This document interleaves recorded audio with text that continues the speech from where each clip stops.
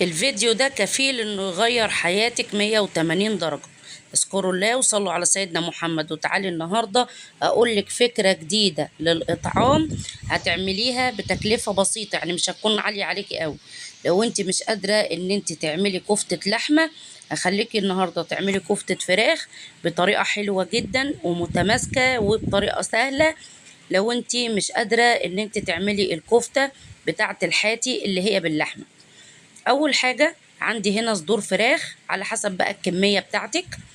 بتجيبيها بتشطفيها بميه وليمون، وبعد كده بتحطيها في مصفى، بتقطعوها والصدور تكون كامله، ما تجيبوهاش شرايح عشان ما تزهقكوش يعني وتضايقكوا وانتوا كده بتقطعوا شريحه شريحه. لا، هاتوا الصدور كامله.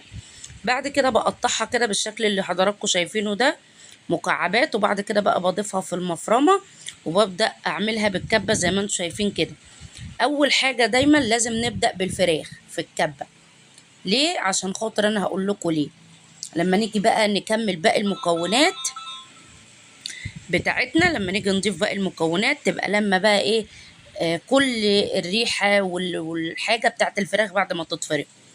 تمام، بكمل الكميه كلها على كده بالشكل اللي انتم شايفينه لحد اما اخلص كميه الكفته اللي عندي. تمام.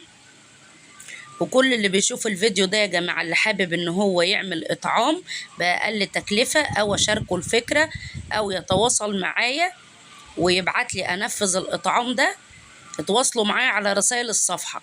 تمام. هعمل كل الكمية بتاعة الفراخ. انا كان عندي كيلو ونص من صدور الفراخ. حلو كده. الكيلو ونص دول هحط عليهم ربع كيلو فول صويا. انا نقعاه زي ما انتم شايفين، نعصر كده الفول الصويا من المية كويس جدا وبحطه في الكبة بديله فرمة عشان يسمغ نفس تسميخة الفراخ وما يتعبكوش وتقعدوا تعجنوا فيه بايديكم مع الكفتة. لا، انا عايزاه يسمغ نفس التسميغة. لكل كيلو ونص فراخ انا حطيت بس عليهم ربع كيلو من الفول الصويا. تمام. خلاص انا حطيت كده الفول الصويا بعد ما فرمته مع الفراخ المفرومه. بعد كده هجيب عندي بصلتين متوسطين الحجم بس او بصلتين كبار، ما تكتروش بصل عشان الكفته ما تفكش منكم.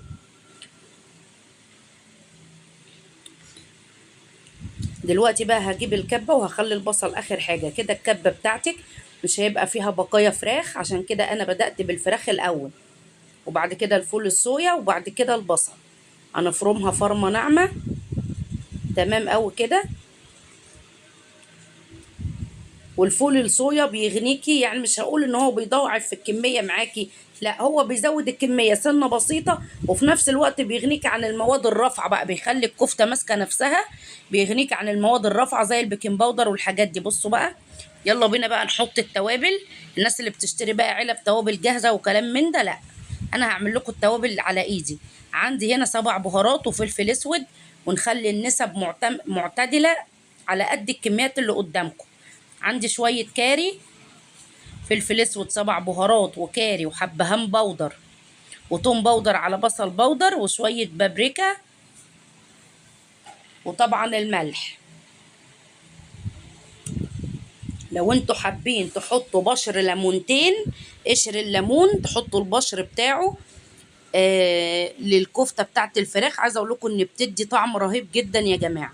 بعد كده بقى بمسك كل الاضافات بتاعتي دي بالشكل اللي انتوا شايفينه وببدأ ان انا اسمغهم بايدي، ده ضروري.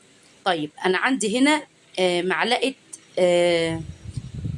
دهنة متسيحة، وعندي هنا معلقة سمنة بلدي.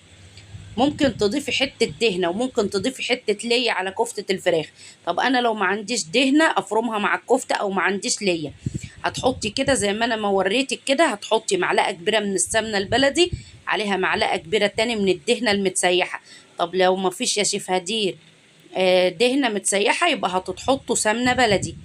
تمام، تحطوا معلقتين كبار حلوين كده من السمن البلدي يا جماعة، او اي نوع سمنه عندك. اهم حاجه تديها نسبه دهون، لان طبعا كفته الفراخ نسبه الدهون فيها اقل بكتير عن كفته اللحم، طبعا الكلام ده كله معروف. تمام. خلاص اهي سمغت والكفته بتاعتي متماسكه، يعني هي مش مستاهله حتى ان انا اريحها. ركنتها في التلاجة كده 5 دقايق عقبال ما احضر الصواني بتاعتي هدهن الصواني كمية زيت حلوة، يعني هحط شوية زيت حلوين، مش ان هي تلحيسة، لا شوية زيت حلوين زي انتوا ما شفتوا كده. عندي هنا صواني الفرن بتاعتي دي.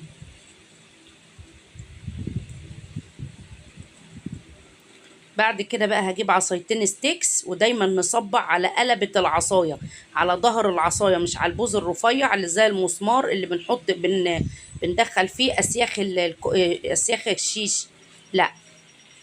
عندي هنا بقى بسمغ بقى الكفتة زي ما انتم شايفين كده، بصبعها هنا. اعتمدوا على النظرة، تعملي لها شكل الحاتي كده، بصوا بايدك كده وبصوابعك، شايفين انا بفردها ازاي؟ ما شاء الله. نرص كده ونخلي ما بين كل كفتايه وكفتايه مسافه ما تكونش كبيره قوي.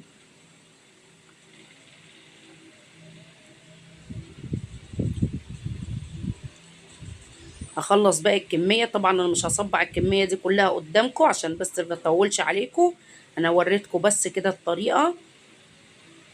وزي ما قلت يا جماعه، اللي حابب يعمل فكره اطعام، في افكار اطعام كتير، وفي افكار اطعام اقتصاديه ممكن ان انتوا تنفذوها. ابعتولي على رسائل الصفحه.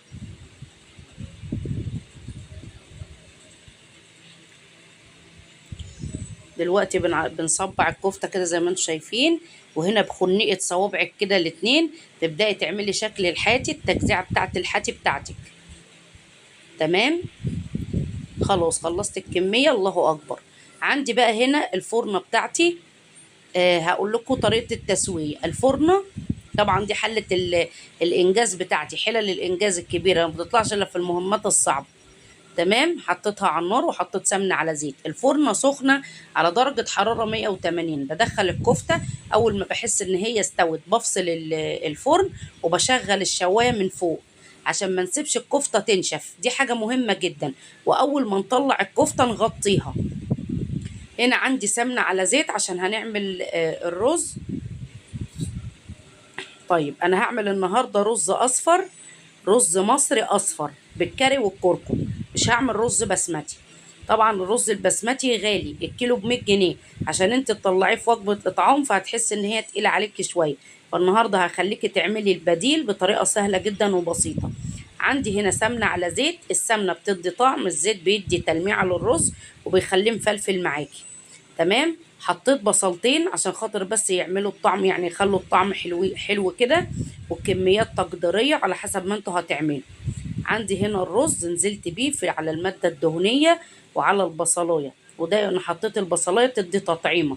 تقدري ما تعمليش البصل، يعني تقدري تستغني عن خطوه البصلايه دي. تمام. هنا بقى بحط كاري وكركم زي ما انتوا شايفين، وبرضو الكميات تقديريه على حسب اللي انتوا هتعملوه. نبدأ نقلب. شايفين الرز معايا اصفر ازاي؟ طبعا لو عندك مرقة شوربة هتسقي الرز بالمرقة بعد ما يتحمر كويس جدا. تمام. في ناس بتحب تحط بقى لومي وقرفة وحبهان وتعاملوا معاملة البسمتي. ده رز أصفر بالكاري والكركم، أنا شايفة إن البسمتي حاجة وده حاجة، فهو ده رز أصفر بالكاري والكركم بس. فبلاش إن انتوا تقلوا الدنيا عليكم وتجيبوا توابل غالية، لا هو كفاية الكاري والكركم. تمام. بعد كده بقى بروح نازله باتنين مكعب مرقه دجاج، وعندي بقى ايه، وبظبط الملح، وعندي ميه سخنه على النار، ميه مغليه. طبعا بقى بعد بقى ما بعمل، انا عايزه اقول لكم ان كميه الرز اللي معايا دي كبيره ما شاء الله. فانا بمسك الحله كده عشان اتمكن منها ان انا اعرف اقلب اللي من تحت فوق كويس. الرز ما شاء الله معايا زي ما انتم شايفين، يعني مفلفل، والحبايه بحبتها اهي. رز مصري عادي مش بسمتي خالص. لو انت عندك بقى مرقه لحمه، مرقه فراخ، تقدري ان انت تسقي الرز. طيب لو ما عنديش، ميه سخنه زي ما انا هعمل كده، ونبدا نعاير الرز. يعني لو انا عندي 2 كيلو رز هنحط لهم 2 كيلو ميه. ركزوا جدا، لان كوبايه الرز المصري بتاخد قدامها كوبايه. تمام. دلوقتي بقى الكفته اول ما بتطلع من الفرن اهي بحطها كلها على بعضيها، بعمل لها فحمايه وبغطيها عشان تاخد ريحه التدخينه بتاعه الحادي. دلوقتي بقى ما شاء الله شايفين الرز معايا اهو مفلفل. هبدأ بقى اجيب الاطباق، اللهم بارك، وهبدأ ان انا اغرف بقى ايه طبق طبق كده.